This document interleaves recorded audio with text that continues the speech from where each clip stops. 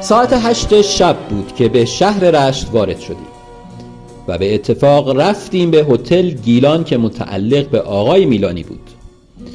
یکی از اتاقهای لوکس هتل برای استراحت و سکونت من و گوگوش در اختیار ما قرار گرفت.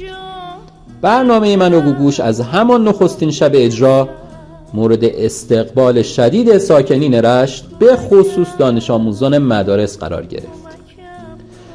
اداره فرهنگ شهرستان رشت تمام دانش آموزان مدارس را تشویق کرد تا برای تماشای برنامه‌های دختر 3 سال و نیمه‌ای که مانند هنرمندان بزرگ آواز می‌خواند و می‌رقصید بلیت بخرند و به این ترتیب گوگوش را تشویق کردند. برنامه‌ای که من و گوگوش در آن زمان با همکاری یکدیگر اجرا می‌کردیم این بود: ابتدا من و گوگوش آکروبات می‌کردیم، سپس گوگوش ترانه‌های روز را می‌خواند و همراه با آن می‌رقصید.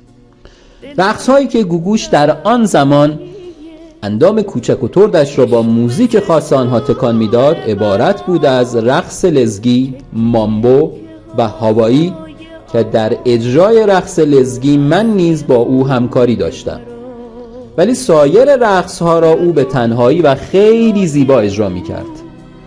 پس از آن نوبت به اجرای برنامه کمدی توسط من و گوگوش می‌رسید. من شلواری دوخته بودم که غیر از خودم 2-3 نفر دیگر هم در آن جا می‌گرفتند.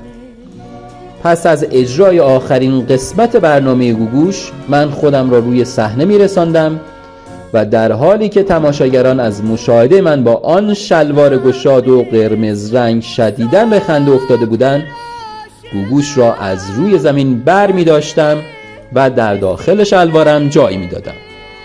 پس از آن چند بار دور صحنه می گشتم و آن وقت مجدداً او را از داخل شلوارم خارج می کردم و روی زمین می گذاشتم.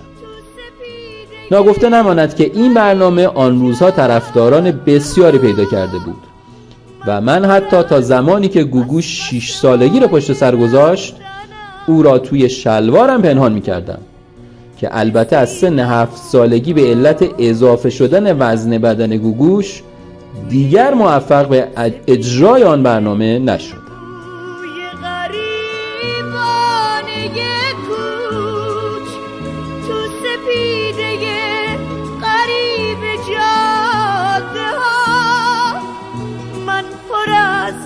بسبسه های رفتن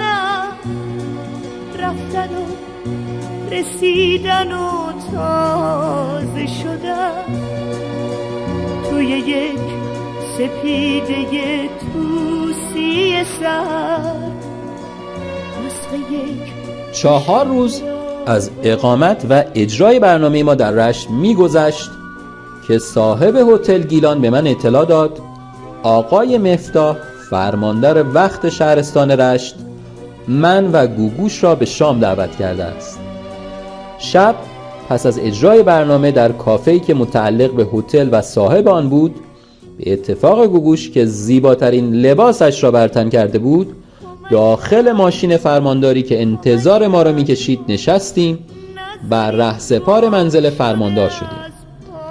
در مقابل در ورودی منزل آقای مفتاح دختر خردسال او که هم سن و سال گوگوش بود و در تمام 4 شبی که ما در رشت به سر بردیم همراه با پرستارش به دیدن برنامه‌های گوگوش آمده بود انتظار ورود ما را می‌کشید که البته بعداً فهمیدم دعوت از من و گوگوش به وسیله پدرش به خواست او صورت گرفته است. در همان لحظه مرحوم مفتاح و همسرش نیز در مقابل در ورودی منزلشان به استقبال ما آمدند.